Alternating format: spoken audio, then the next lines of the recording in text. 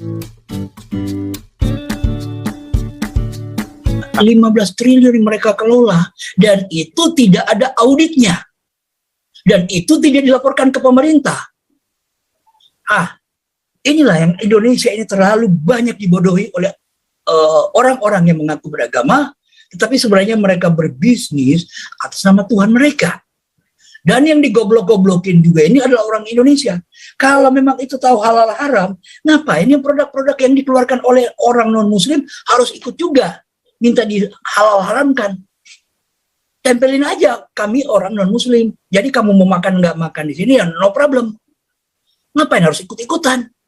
Bayangkan sampai tutup saji untuk makan. Sendok ada halal haramnya. Emang sendok tahu beragama?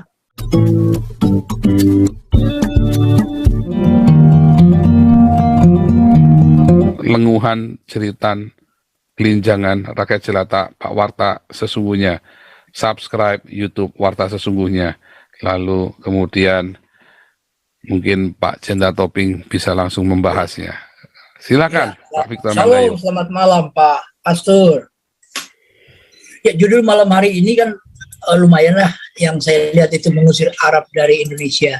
Tetapi saya akan mulai hari ini dengan, saya itu termasuk orang yang jarang menonton televisi Pak. Jujur saya katakan jarang banget. Kalaupun ada waktu baru bisa saya di depan TV, saya nonton. Mendingan saya buka YouTube yang banyak pelajaran yang bisa saya petik. Karena kebanyakan sekarang berita-berita yang ada di Indonesia itu berita-berita yang mendukung ya gerakan-gerakan teroris. Apalagi kalau kita nonton yang TV on, ya kan? Hari ini pas saya buka tadi televisi, saya melihat seorang ketua BNPT itu mengunjungi MUI, mendatangi MUI untuk melakukan klarifikasi. Coba bayangkan seorang pemerintah mendatangi MUI, merupakan LSM untuk mengklarifikasikan tentang pemetaan masjid sebagai yang terpapar kekerasan dan terorisme. Jadi mau datang meminta maaf. Nah, saya bilang kok pemerintah meminta maaf ke LSM ini, gimana ceritanya? Ini karena pengaruh apa? Pengaruh Arab ini, paham ke Araban itu ya Pak ya. Kemudian termasuk hari ini juga berita saya lihat itu Yusuf Kala meradang. Kenapa harus katanya yang harus masjid yang dipetakan? Semua orang bersuara itu. Nah, ini yang kita lupa mungkin ya, MUI sendiri. Kalau kita menyorot MUI, itu di mana adalah LSM dengan menjual agama untuk bisnis pribadi mereka. Seberapa besar sih uang yang dikelola? Jangan kita berpikir uang dikelola MUI itu kecil. Bayangkan ada pernyataan dari MUI bahwa setiap tahun mereka mengeluarkan produk sertifikat saja untuk halal haram sebanyak 150 juta produk setiap tahun. Nah, untuk mengurus satu sertifikat dari MUI itu biayanya 1 juta minimal. Nah, sekarang coba kali berapa?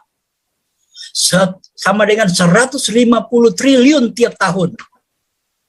Ini yang orang kadang-kadang lupa ya. Orang-orang di Indonesia menganggap kecil uang dikelola, berapa sih uang dikelola? Nah, inilah karena orang-orang Indonesia udah dicekokin dengan bahwa oleh menjual-jual agama ini, percaya dengan segala-galanya, kan berhubungan dengan Tuhan, takut. Lupa kalau mereka ini adalah berdagang. Orang-orang Arab itu datang berdagang ke Indonesia. Oke lah, kalau 150 juta mungkin terlalu berlebihan. Ya, 150 juta produk itu apa saja setiap tahun. Mungkin berlebihan. Oke lah, kita pakai aja 10%-nya, 15 juta aja. 15 juta berarti satu kali mereka mengeluarkan itu adalah 15 triliun mereka kelola dan itu tidak ada auditnya dan itu tidak dilaporkan ke pemerintah. Inilah yang Indonesia ini terlalu banyak dibodohi oleh orang-orang yang mengaku beragama, tetapi sebenarnya mereka berbisnis atas nama Tuhan mereka. Dan yang digoblok-goblokin juga ini adalah orang Indonesia. Kalau memang itu tahu halal haram, ngapain yang produk-produk yang dikeluarkan oleh orang non-muslim harus ikut juga minta dihalal haramkan? tempelin aja kami orang non Muslim. Jadi kamu mau makan nggak makan di sini ya no problem. Ngapain harus ikut-ikutan? Bayangkan sampai tutup saji untuk makan, sendok ada halal haramnya. Emang sendok tahu beragama? Emang tutup saji tahu beragama? Emang sendal tahu beragama? Nah inilah kadang-kadang orang-orang di Indonesia terlalu percaya dengan yang namanya Arab-Arab ini. Arabisme. Kemudian di negara-negara Arab, pelecehan seksual dan pemerkosaan anak-anak di bawah umur itu diperbolehkan. Bandingkan dengan negara-negara Eropa atau Amerika Serikat. Negara yang dikatakan negara-negara kafir menurut mereka. Seorang Michael Jackson saja, siapa yang nggak kenal Michael Jackson? Dari yang anak kecil sampai orang tua, sampai kakek-kakek kenal siapa Michael Jackson. Dia pun dikejar karena dikatakan pernah melakukan pelecehan seksual terhadap anak-anak. Tetapi yang terjadi di Indonesia, seorang Habib yang mengaku Habib, malah kantor polisi yang digerebek di Madura. Dan Habibnya dilepaskan karena polisi ketakutan.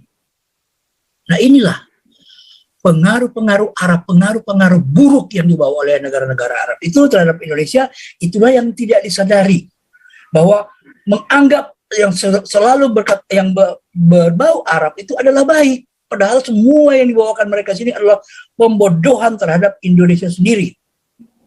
Nah kalau kita melihat lagi terhadap pengaruh-pengaruh Arab ini terlalu banyak, orang berteriak-teriak karena pengaruh Arab juga ya. Orang-orang berteriak masalah komunis, PKI. Orang di Indonesia lupa. Lebih bahaya itu Wahabi loh. Dengan khilafah mereka, paham khilafah yang di ini. Belum ada yang komunis yang memecahkan negara lain. Yang memecah belahkan negara lain. Justru di bawah komunis, saya tidak membela komunis, tetapi justru di bawah komunis yang namanya Rusia itu bisa menyatukan semua beberapa negara. Runtuhnya komunis, runtuhnya juga negara Rusia, sehingga kembali terpecah-pecah mereka. Nah kalau yang Arab, apa yang mereka persatukan? Coba Wahabi ini, gerakan-gerakan Wahabi. Justru di negara-negara Arab sendiri, seperti yang betul-betul Arab, itu dikejar loh khilafah-khilafah itu, ditangkap, dipenjarakan. Di Indonesia enggak.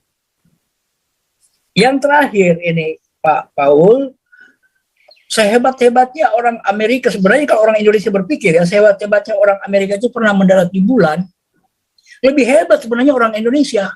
Kenapa orang Indonesia lebih hebat? Saya katakan, kalau yang satu cuma di bulan, Indonesia bisa belanja di matahari. Lah itulah, kita lupa bahwa orang Indonesia malah belanja di matahari. Amerika cuma mendarat di bulan, tapi Indonesia belanja di matahari. Oke, terima kasih Bapak Paul. Tuhan memberkati. Luar biasa. Bentar, di layar Anda itu ya, Museum Holocaust di Minahasa lukai masyarakat Palestina. Nah, pertanyaannya, kalau mereka memaksa ditutup, bukannya melukai orang Kristen? Ya kan? Karena orang Yahudi itu nggak bisa lepas juga dari Alkitabnya orang Kristen, walaupun orang Kristen nggak kayak orang Yahudi, nggak sok-sok jadi Yahudi. Ya. Nah, itulah faktanya. Tetapi masalahnya, kenapa sih mesti Palestina? Bertanya kenapa mesti Palestina? Ya kan? Kan orang bela Yahudi boleh-boleh saja kan? Kenapa sih kudu bela Palestina? Nah, jadi Indonesia sudah tidak politik luar negerinya udah nggak bebas aktif lagi, udah blok-blokan. Itu sudah bertentangan dengan politik luar negeri Indonesia. Wah ini mesti Pak Jenderal yang jawab. Silakan Pak Jenderal, Pak dosen kita.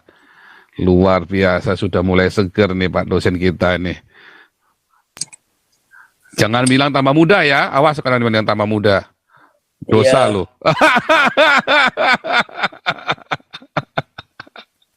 Silakan Pak Jenderal.